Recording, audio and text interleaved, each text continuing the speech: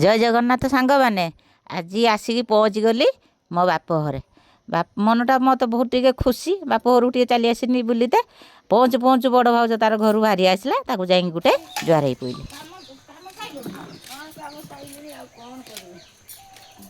ଭାଇ କୁଆଡ଼େ ଗଲା କି? ଭାଇ ଯାଇଛି କାମ। ଇଏ ହେଉଛି ମୋ ବଡ଼ ଭାଉଜର ସାନ ବୋଉ। ପହଞ୍ଚୁ ପହଞ୍ଚୁ ଗରମା ଗରମ ଚା ଟିକେ ଅଦା ଗୋଲମରିଚ ପକେଇକି ଚା ଟିକେ କରିକି ଆଣିକି ଦେଲା, ମୁଁ ତାକୁ ପିଇଲି। ଏ ଶାଢ଼ୀଟା ନେ, ତୋର ସବୁବେଳେ କହିବୁ ମୁଁ କରିଥିବା ଶାଢ଼ୀ ପିନ୍ଧିବି। ତୋର ଶାଢ଼ୀ ଖଣ୍ଡେ ମନେ ନାଖି ଶାଢ଼ୀ ନୂଆ ବର୍ଷର ପିନ୍ଧିକି ଆଶୀର୍ବାଦ ଦେଇକି ଛୁଆ ପିଲାଙ୍କୁ ଖେଳିବି। ଭଲ ଲାଗୁ ଶାଢ଼ୀଟା, ନୂଆ ବର୍ଷର ତୋର ଶାଢ଼ୀ ଖଣ୍ଡେ ଶାଢ଼ୀଟା।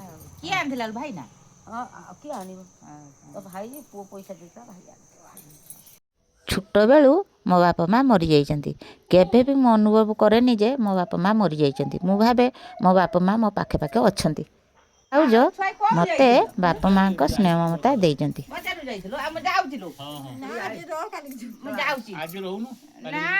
ଆଜି କାହିଁକି ରହିବୁ, ମୁଁ ଯାଉଛି ସଂକ୍ରାନ୍ତିକି ଯିବୁ ଆଉ। ବୁଢୀ ହେଲା ପର୍ଯ୍ୟନ୍ତ ବାବା, ମୁଁ ଗାତକୁ ଗଲା ପର୍ଯ୍ୟନ୍ତ ତା ଭଣଜା ଦିଟା ରହିଛନ୍ତି।